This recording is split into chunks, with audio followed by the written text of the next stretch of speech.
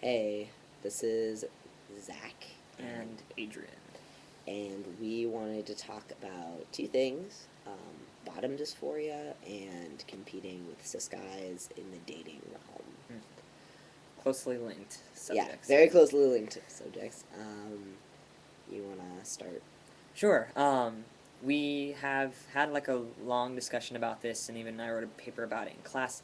But something that I feel like a lot of trans guys think that they can never help, and they'll never be able to change or afford to be able to change, and they're just going to have to live with it, and it's awful, is just our junk, and how are we going to be perceived by people that we're pursuing with our junk, and we're going to have to talk about it, and we might as well talk about it now. I think that there are a couple ways that you can conceptualize your lower half that might make you feel better about it. And we've talked at length about this. One being viewing yourself as physically intersex, and Zach will talk more about that. And another is viewing your genitals as you can view your the functionality of your genitals as putting you as being someone who is sexually disabled, and that's not uncommon, like really not uncommon. And and also I would reevaluate what you think the ideal penis looks like, and think about what the average American is actually packing, you know? Yeah, that's something that actually, like, I know is on Fuck Yeah FDMs with the Small Cocks Rocks blog. I don't actually remember what the link was, but looking at amateur porn, um, and which might not help because there is a bias, but things like that, like looking at all these different penises, and I know it might be weird for a lot of straight guys, or yeah, straight guys out there who are like, yeah, I don't want to. Yeah. But it helps because then you see that there are guys with like really tiny penises, and you might say like, well, they have functionality, but you think, well, not all of them. The guys not making yeah, videos, yeah, sure. So you have to keep yeah. that in mind. Like there Guys who are are putting their junk on the internet, it's because they're proud of it. And most guys are unhappy with their size. You are not alone, and you may not have functionality, or you may have functionality. I don't know, but um, you know, and there you can view using a prosthetic Mhm.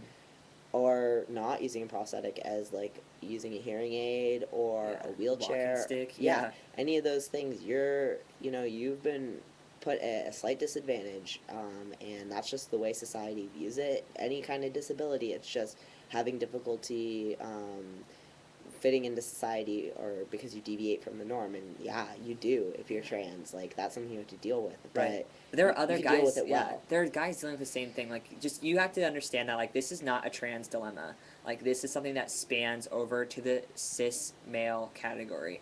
There are guys who have testicular cancer, who don't have testicles, who have to inject just like we do. There are guys born with micropenises. Like, that's a medical Yeah. disorder. Like, and because, well, it's a disorder, right? Yeah. Because they're not as big as the norm, and we're just, some of us are as big as the norm, and that's fantastic.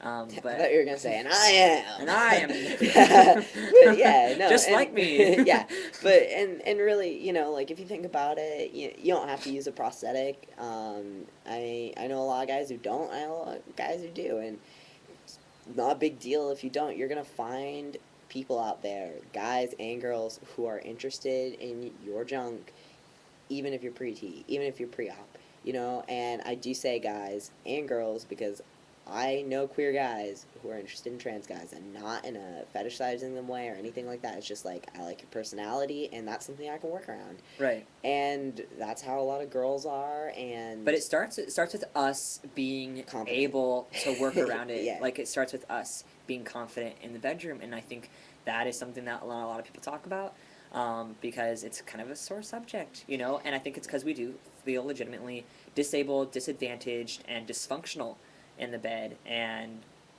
that doesn't have to. That's not how it has to be. Yeah. And then, another way to conceptualize it is being intersex. And I know that intersex people are generally considered born that way, which is, that is a whole nother identity, and I don't want to bother people by taking on that identity. But if you think about it, if someone asks me my biological sex, I have characteristics of both, and Yeah, like that, right now, yeah, like and as it stands that's, now. like if I say female, people will expect something different than what they get. If I say male, they'll expect something different from what they get too. So I kind of identify as intersex, and that's a good way of thinking about it, to say like like there are people who are born this way, and it's fine, and they it's painful, but they work around it. Just like there are people who are born blind, or people who are born deaf, and they find ways to celebrate it and be okay with it. Hmm. And kind of segueing into dating, Right. both of us have met women of all different sexualities, and people of all different genders who are interested in trans guys. And if you say you're too short, both of us, I'm 5'5", he's 5'8". Both of us know disguise our height all the time. Hmm. Daniel Radcliffe is my height. Tom Cruise is Cruise. his height. Yeah. And these guys are clearly not having problems with women.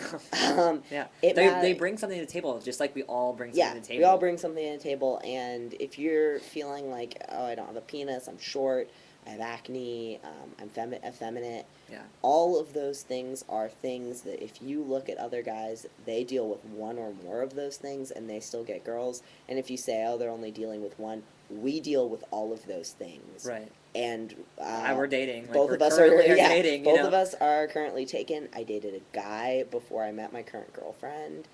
When I dated this guy, I was pre-T, pre-op. It went fine. He was gay identified. My girlfriend currently is queer identified. His girlfriend's lesbian.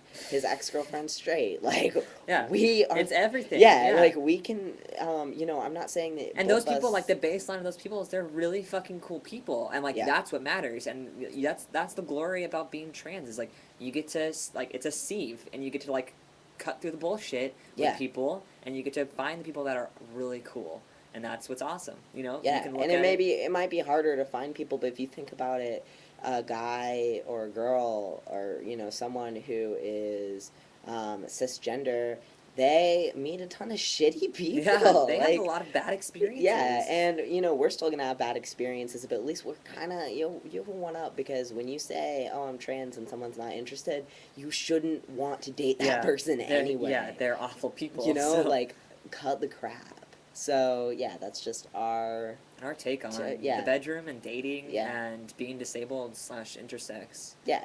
Um, So yeah. the end.